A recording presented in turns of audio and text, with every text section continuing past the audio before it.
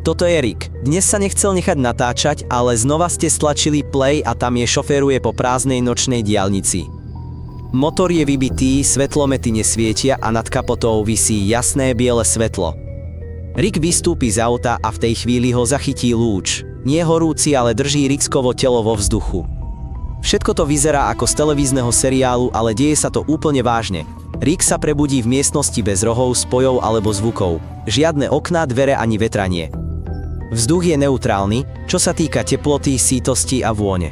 Spočiatku sa zdá, že sa nič nedeje, ale aj najmenší pohyb prsta spôsobí zmenu osvetlenia. Rick nie je spútaný, ale ani ho nepustia. Toto je karanténa, rovnaké preventívne opatrenie, aké prijímame pri kontakte s neznámou formou života.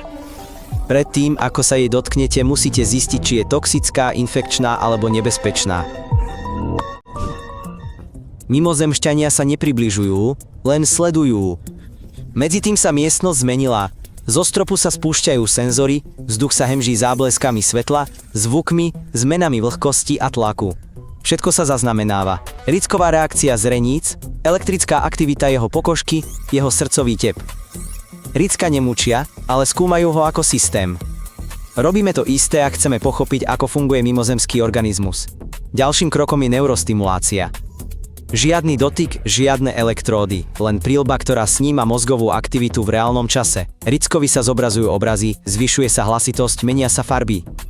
Jeho mozog reaguje a zaznamenáva sa každá reakcia. Strach, úzkosť, vzrušenie, znechutenie. Skúmame aj emócie u zvierat, aby sme určili, čo predstavuje inštinkt a čo vedomie. Potom prichádza na rad odber vzoriek. Jeden z humanoidov stále sa fyzicky nepribližujúci oddelí Rickovi vlas z ramena. Rick napne a očakáva agresiu. Vzorka sa však odoberie s maximálnou presnosťou a starostlivosťou. Mimozemšťania hľadajú DNA, baktérie, mikróby, čokoľvek, čo vysvetľuje, z čoho sme stvorení. To isté by sme urobili s týmto humanoidom, keby sme pristali na jeho planéte.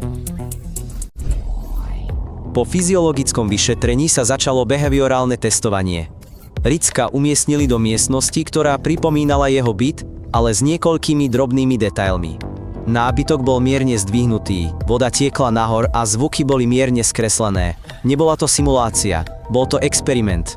Testovali, ako rýchlo si človek všimne nezrovnalosť a čo urobí, keď si uvedomí, že je nepravdivá.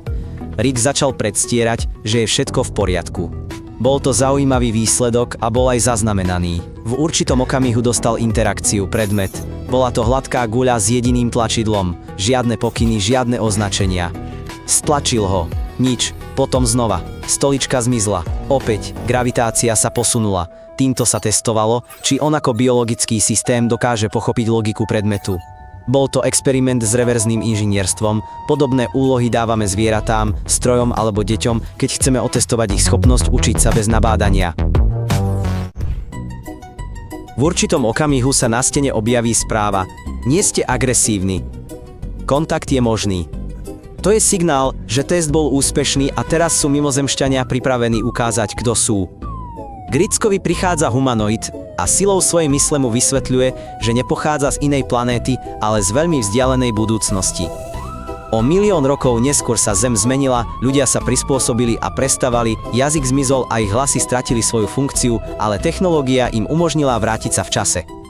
Nie zotročiť alebo zachrániť, ale pochopiť. Pochopiť, aký je staroveký človek prostredníctvom príkladu zo skutočného života. Keď bolo po všetkom, Ricka opäť ponorili do lúča a opatrne ho vrátili tam, kde zmizol. Všetko vyzeralo, ako by sa nič nestalo, a kto by tomu aj tak uveril. Len vo vrecku mal tú istú guľôčku s tlačidlom. Rick ho stlačil. Nič sa nestalo. Alebo jednoducho, ešte sa to nestalo. Podporte ho prihlásením sa na odber. Možno ho stále sledujú.